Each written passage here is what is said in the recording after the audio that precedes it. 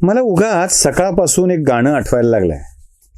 आज गोकुळात रंग खेळतो हरी, राधिके जरा जपून जा तुझ्या घरी. काय आहे या महायुती सरकारमधल्या काही मंत्र्यांच्या मनातली हिरवळ, त्यांच्या मनातल्या हिरवळीचा दरवळ आणि त्यांचे जिरवळ असे सगळेच अडकायला लागलेले आहेत. आता यात कोण कोण आहे? म्हणजे मला तर गंमत अशी आहे याची की ज्यांच्या हिरवळीविषयी आम्ही आधी बोललो ते सुद्धा आलेले आहेत.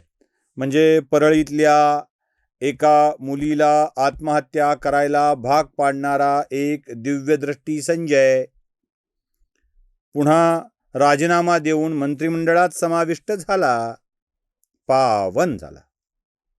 पुन्हा त्या एक रेप केस आणि एक पत्नीला सोडून दिल्याची केस, पत्नीच्याच गाडीत पिस्तूल ठेवल्याची केस असलेले एक मंत्री राजीनामा दिले, मंत्रिमंडळात आले, पुन्हा मंत्रिमंडळाच्या बाहेर गेले.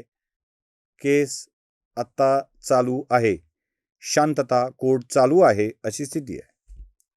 आता जिरवळ या एका प्रकरणात गुंतले ते तर काय भलतंच होतं.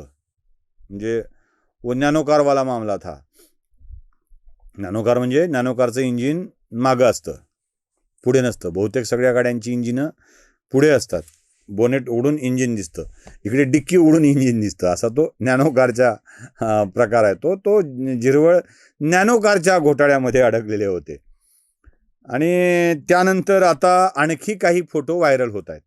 आणि ते फोटो म्हणजे आपले गिरीश महाजन, राज्याचे जलसंपदा मंत्री. जलसंपदा खात्यातलं पाणी नेमकं कुठे मुरत आहे याविषयी चर्चा सुरू झालेली आहे. गिरीश महाजनांच्या विषयी अनेक प्रवाद राजकारणात, भाजपत, त्यांच्या जिल्ह्यात अनेक चर्चा आहेत. गिरीश महाजन असे आहेत, गिरीश महाजन तसे आहेत. मी सांगणार नाही कसे तसे, म्हणजे मला काय भानगडीत पडायचं नाही आहे त्या. पण गिरीश भाऊ तसलेच आहेत. जरा जपून हो असा सल्ला काही लोकांना दिला जातो गिरीश भाऊंच्याकडे जाताना. कदाचित त्यांच्या स्वभावामुळे असेल. एकटं नका जाऊ असा सल्ला दिला जातो. कुणाला तरी सोबत घेऊन जा असाही सल्ला दिला जातो. का देतात लोक मला माहीत नाही. माझा काय फारसा सहवास आलेला नसल्यामुळं, कसलाच सहवास आलेला नसल्यामुळं मला गिरीश भाऊंच्या विषयी फारशी खात्री नाही आहे. पण चर्चा अनेक जण करतात. ते संकटमोचक आहेत वगैरे वगैरे. त्यांचे काही फोटो समाज माध्यमातून व्हायरल होऊ लागले, काही खरे काही खोटे. मी त्या मुलीचा चेहरा झाकतोय आणि फोटो दाखवतोय.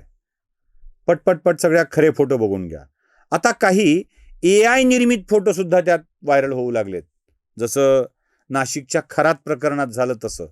काय योगायोग आहे नाशिकचं मला माहीत नाही. खरात प्रकरण नाशिकचं, ते एक हॉटेलवालं प्रकरण नाशिकचं, ठाण्यातल्या पोलिसाचं प्रकरण नाशिकचं.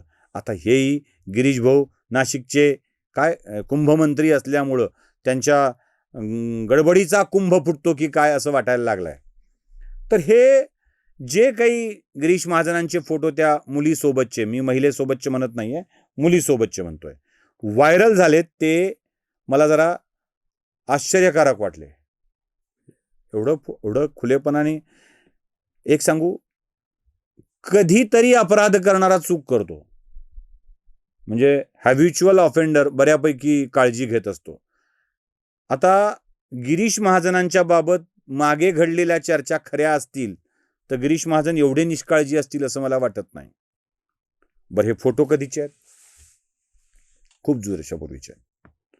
कोणी म्हणतंय 5-6 वर्षापूर्वीचे, कोणी म्हणतंय 8-10 वर्षापूर्वीचे. एवढे असतील तेवढे असतील. ताजे फोटो नाही तेवढं नक्की आहे, म्हणजे त्यांचा चेहरा बघून.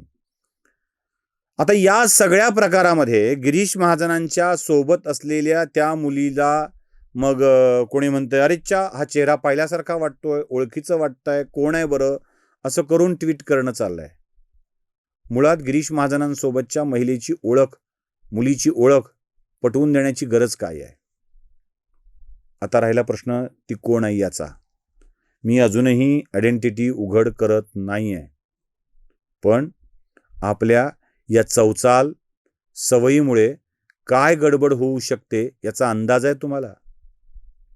एका डॉक्टरची मुलगी, जिनं आपल्या पित्याला जीवनदान दिलं, जिनं आपल्या पित्याचं आयुष्य वाचवलं, जी डॉक्टर बनली आणि आपल्या मित्राला जीवदान देणाऱ्या त्याच्या कन्येला आपली मुलगी गिरीश महाजनांनी मानलं आणि त्या मुलीसोबत गिरीश महाजनांचे असलेले सेल्फी अर्धवट दाखवून हा सगळा प्रकार होतोय.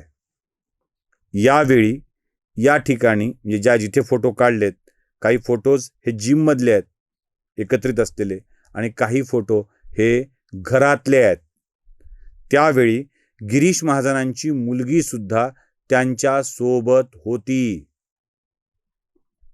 गिरीश महाजनांच्या चारित्र्यावर आघात करावा की न करावा याच्याशी माझं काहीही म्हणणं नाही. गिरीश महाजनांच्यावर वाटेल ते तुम्ही बोलू शकता, पण गिरीश महाजनांना चरित्रहीन ठरविण्याच्या नादामध्ये अस्त्र म्हणून ज्या मुलीचा वापर करतो आहोत, तिची गिरीश महाजनांसोबतचं नातं काय आहे आणि तिची स्थिती काय आहे याचा विचार केलाय कुणी? का एखादा फोटो सापडला की तो देऊन टाकायचा आणि ते लफडच होतं म्हणायचं? हे जरा जास्त भयंकर होईल. हे जरा जास्त भयंकर होईल. मला कल्पना नाही याच्यावर कारवाई होईल की नाही, करावी की नाही, काय करावं हा ज्याचा प्रश्न आहे. गिरीश महाजनांचा प्रश्न आहे, त्या मुलीचा प्रश्न आहे, त्यांनी काय करावं हा ज्याचा त्याचा प्रश्न आहे. पण एका मुलीच्या आयुष्याशी आपण खेळतो आहोत. 5-6 वर्षांनंतर तिचा संसार सुरू झालेला असेल, तिचा पती तिच्या आयुष्यात असेल आणि एका पित्यासमान माणसासोबतचे संबंध आपण दाखवून काय बदनामी करू पाहतोय. असाच प्रकार एका मराठीतल्या अभिनेत्रीसोबत घडला होता. ती आपल्या वडिलांसोबत फिरायला गेली होती. तिच्याच फार्म हाऊसवर वडिलांसोबतचे योगा करतानाचे फोटो बघितले. ती वडिलांच्या जवळ उभी असलेली, पहुडलेली आपण बघितलं आणि ती कशी फालतू आहे हे दाखवण्याचा प्रयत्न या सोशल मीडियावर झाला. त्या अभिनेत्रीला काय वाटलं असेल, तिच्या पित्याला काय वाटलं असेल याचा विचार आपण करतोय का? प्राजक्ता माळी संबंधी बोलतोय मी. तिची ओळख सांगतो यासाठी की खुलेपणाने प्राजक्ता माळींनी हे सगळे विषय जगाच्या समोर आणलेत आणि लोक कशी वाईट वागतात हे सांगितलंय. मला वाटतं जरा विचार करण्याची वेळ आली आहे. गिरीश भाऊ तसलेच असतील कदाचित, पण ती मुलगी तसली असेल का? का तिच्या आयुष्याची राख रांगोळी करतोय आपण? सुतावरून स्वर्ग गाठणे. मला गंमत याची वाटतेय की आमच्या अक्कांनी सुद्धा हे अरे ओळखीचं वाटतंय म्हणत अर्धवट माहिती पुन्हा देत बदनाम करण्याचा प्रयत्न केलाय.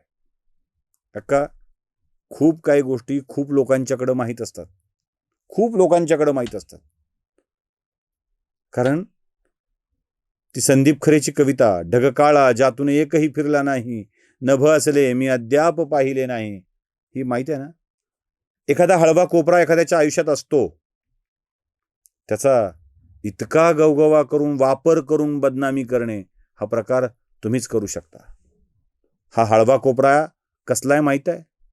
गिरीश महाजनांना आपला बाप समजणाऱ्या पोरीचा आहे. आपल्या पित्याला जीवदान दिल्यानंतर तिच्या त्या योगदानाबद्दल चांगली भावना ठेवणाऱ्या पोरीचा आहे. मला गिरीश महाजन सोडून द्या, गिरीश महाजनांविषयी काही बोलायचं नाही. मंत्री असतील, करतील काय, त्यांचं बघता येईल काय ते.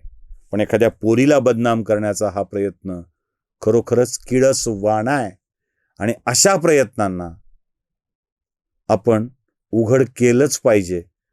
पुन्हा कोणी बाप मानायला धजावेल की नाही मला माहीत नाही, पण तसं तरी किमान होऊ नये यासाठीच हा प्रपंच आहे. नमस्कार.